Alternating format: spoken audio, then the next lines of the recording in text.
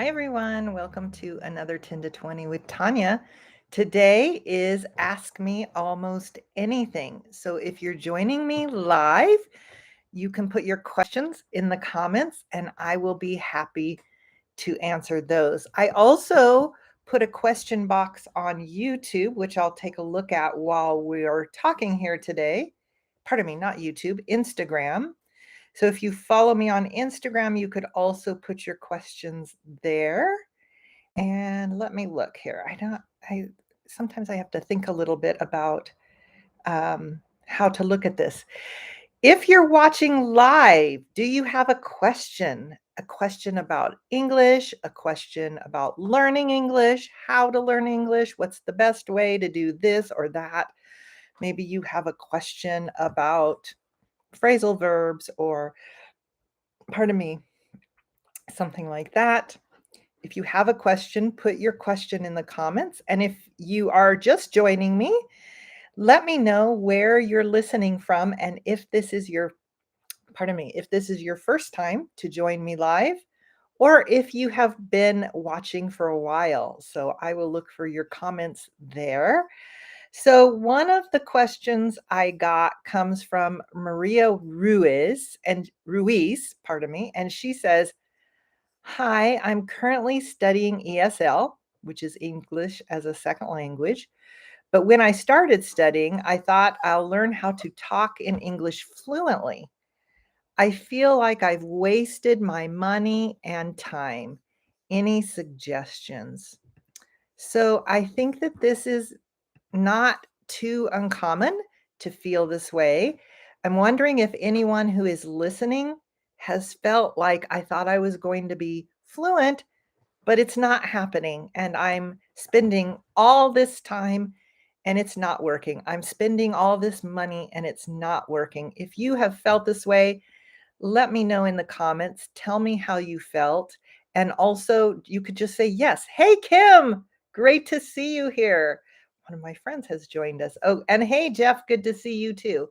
So I'm going to look and see if what we've got going on in the comments, and then I want to answer that question for Maria. Which also, there's another question here. What is the best way to learn English from Irmaiden? Irmaiden? I'm not sure if I'm saying your name correctly. Hey, Francisco, it's always good to see you here. Thank you so much for all of your kind comments. Francisco Jose always has kind comments to put in the comments, and I very much appreciate that because your comments, when you give me a thumb up, when you comment, when you share these videos, it helps me to be able to make more videos like this that are hopefully helpful for you. So, Maria, I can say that I relate to you while learning my second language, which is Spanish. I tell people now that I've been learning Spanish for 7 years because that is the time that I have been putting effort into it regularly. Now, in that 7 years, I did have a time for about a year where there was a lot of stress in my life, where I didn't practice as regularly. So that changed my fluency, of course. But I've gotten to the point now after 7 years where I feel like I can be in almost any conversation. I can talk about what I think and feel, but I have to be honest, I still make a lot of mistakes. I will say I was having a Spanish conversation with my teacher earlier today, and I caught several of my mistakes as I made them.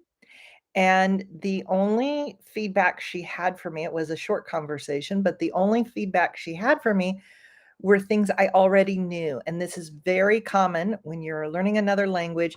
You make mistakes when you speak, even though you know how to say it correctly. So, what I would tell you about that is that just means you need more practice. And I know that's true for me. I need more practice. I very much strive to speak every day, at least to myself in my second language. I strive to have at least one live conversation with someone who's fluent In my case, they're native speakers. And I also speak very regularly to other Spanish learners, specifically my daughter. So, what does it mean to strive to do something? I'm going to put it in the comments, strive. If you don't know where I am typing in your live, it should be on the side if your image of me is smaller. If you're watching a recorded version and you have my image full screen, Espy, then Espy, I can mute myself.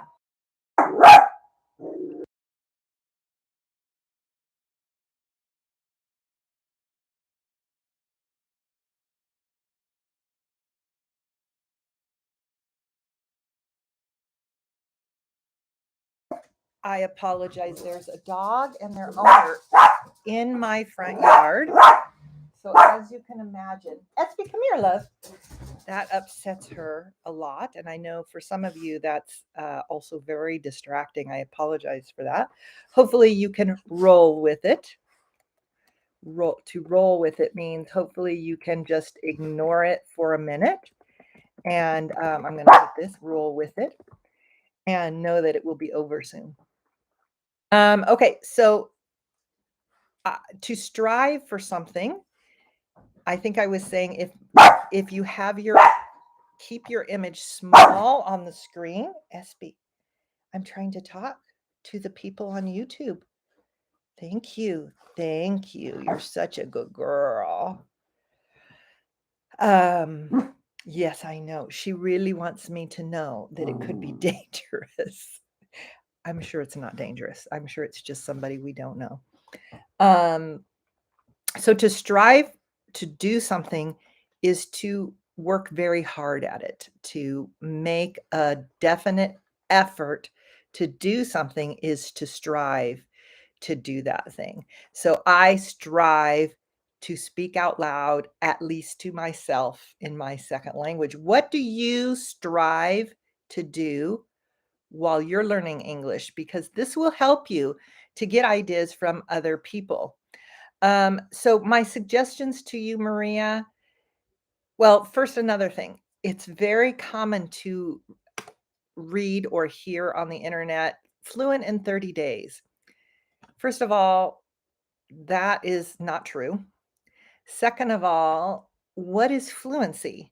So I would be curious of 2 or 3 things, Maria. What are you currently doing? What do you think fluency is? And are you marking your goals as you go? So there are many fluency goals. One fluency goal could be to have a very short conversation. So, for example, when you're beginning and if you can have a conversation with someone in your second language for 2 or 3 minutes, this is your first fluency goal. When you're more advanced, if you can have conversation, this is a good fluency goal. As you become more advanced, if you can talk about more topics, another good fluency goal.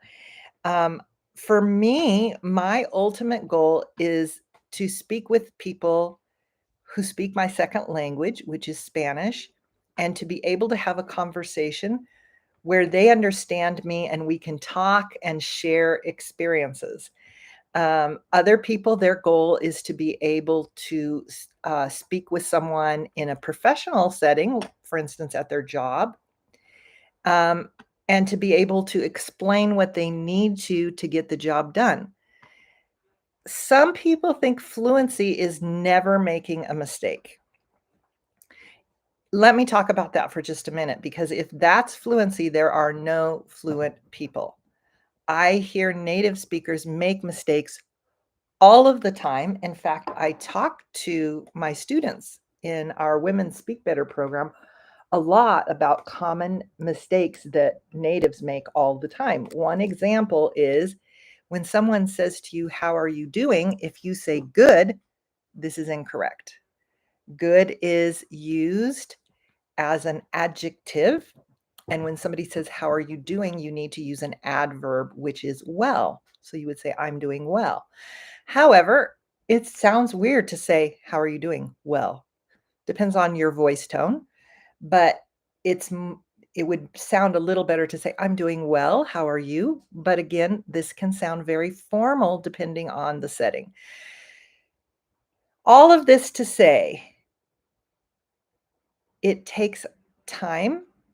It takes a lot of time, and it takes practice, a lot of regular practice to reach fluency. You don't need to practice for an hour or two every day, but you do need to practice regularly. And some days you do need to practice for at least 30 minutes to an hour, maybe longer. So I hope that helps. If you're already doing that and you're very sure that you're very regular and you are practicing the things you need to practice and you have a teacher you trust who will help you with that, um, then you maybe there are some other things you can do. And in that case, send me another message. I'd love to talk to you about that. Okay. I see that Agnes says, I strive to speak English clearly and fluently. So I added the ly for you there, Agnes. Same with what I said. I strive to speak. So you're striving, it means you're doing something. You need an adverb instead of an adjective. So I added those lys. I think I had some other questions. It looks like Jeff has a question. Oh, but let me go back because there was another one before that. What is the best way to learn English? I have several videos and a whole playlist called Best Practices. I'll put it here. SB.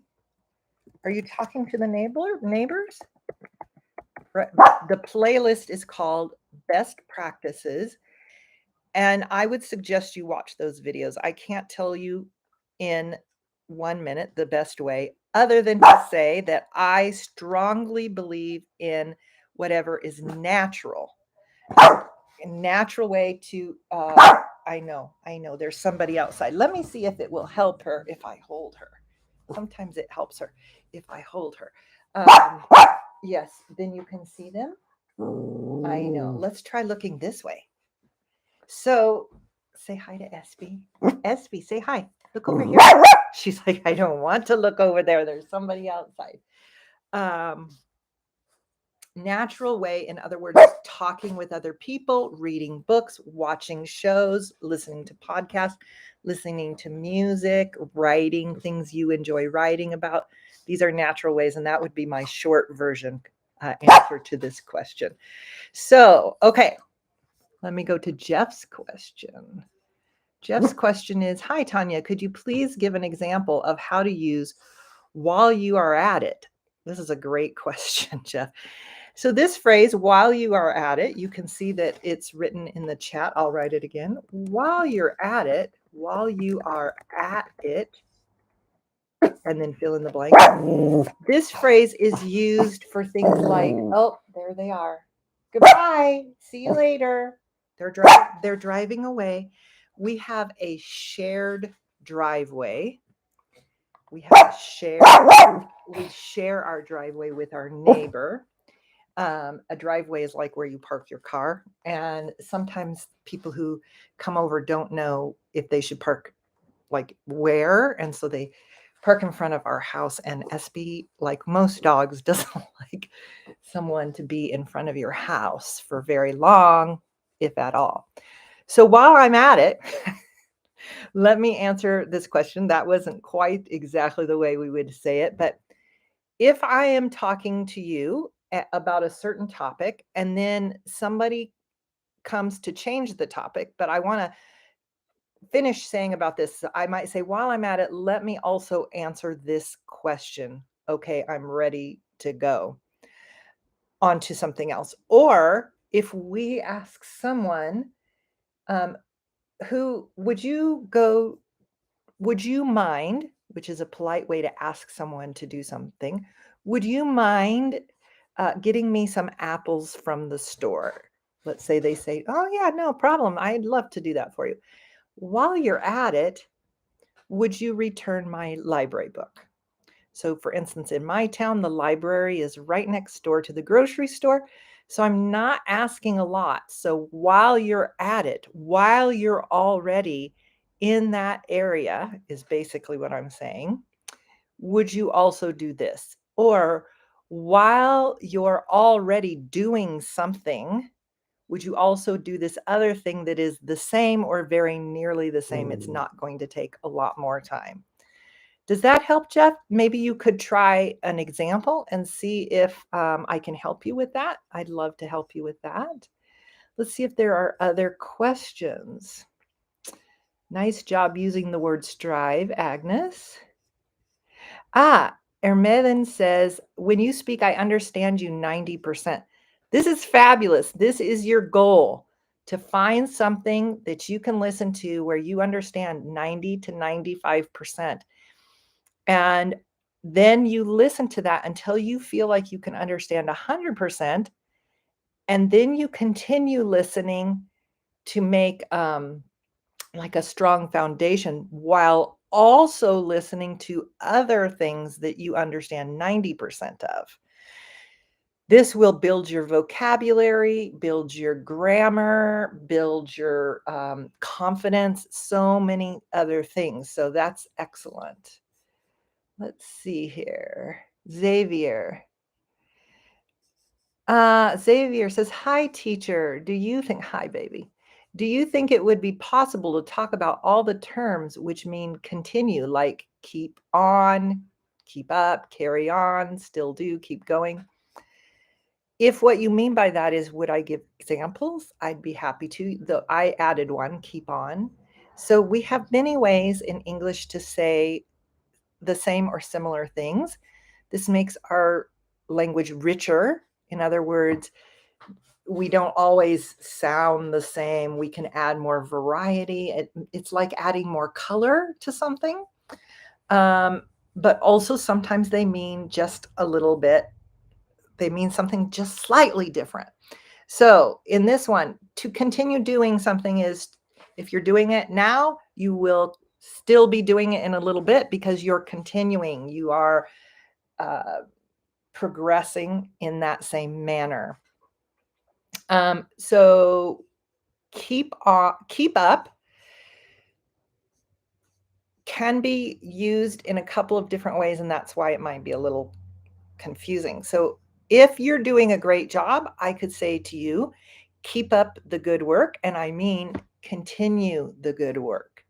But if we're walking together and my child is not close and I'm nervous about their safety or something like that, I could say, try to keep up, which means continue, like come with us.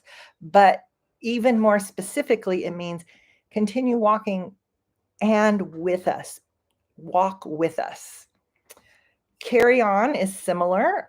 You will hear people, for instance, in a work environment or in team sports or in something where you're doing things together and you have a leader or a coach, and the leader or the coach sees that everybody's doing a good job. They might say something like, carry on. That means continue.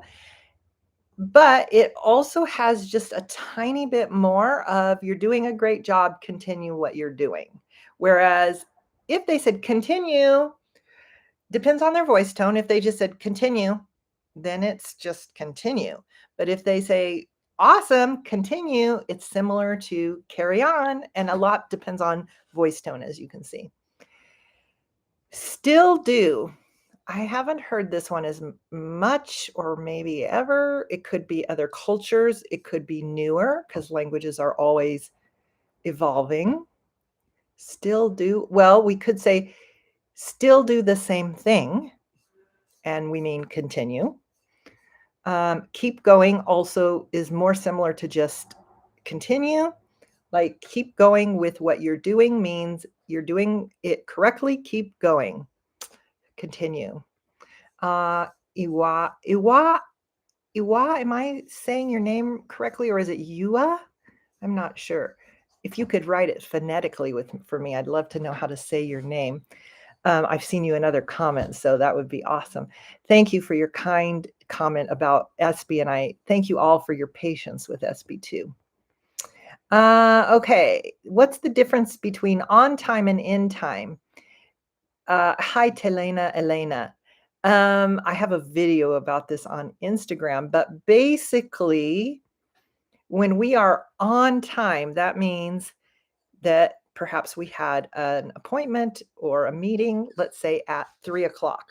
If we want to be on time, if I say I want to be on time, it means I want to be there by 3 p.m.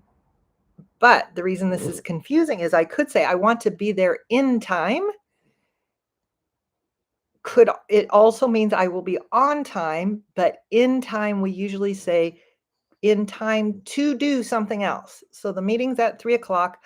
I want to be on time. By itself, that just means I want to be there by 3 o'clock. The meeting's at 3 p.m. I want to be there in time to use the bathroom and gather my things so that I will be ready. I want to be there in time to do something before it starts, is basically how we use those. Okay, we're almost out of time, speaking of that, but let me see. Agnes asks, what does it mean to roll with it? It means it means to continue, interestingly enough, but it also can mean to, if something happens like an interruption, just kind of let it go. Don't worry about it and continue. Continue in a relaxed manner is what to roll with it means. Not letting interruptions or small things or even loud barking get to you. When we say something gets to you, we mean it bothers you. Okay. I talked about that. Thank you for these great questions. Hi, Maria. Nice to see you. Okay, Jeff has an example from what we were talking before while I'm at it. His example is, I need a new suit. While I'm at it, I might as well get a tie. Exactly right. It means while I'm already at the clothing store where they have suits and ties, I'm there. I might as well get both. I'll save time. I might even say money because they might have a deal for buying both. So while I'm at it, that's a great example. All right, everyone. Thank you so much for your questions and for your kind comments. If you haven't already checked out our website, we have information there about our individual classes as well as our women's speaking program. Registration is still open for Monday and Tuesday of the speaking program. And as always, I would love it if you find these videos helpful. Give us a thumbs up. Be sure to subscribe. Always your comments are not only very helpful to me and to keeping these videos going, especially over the summer, but also helping you to improve your English. So keep those comments coming. And I will talk to you. Hopefully, I'll see you next week when I have another live video here at the same time. See you then. Bye-bye.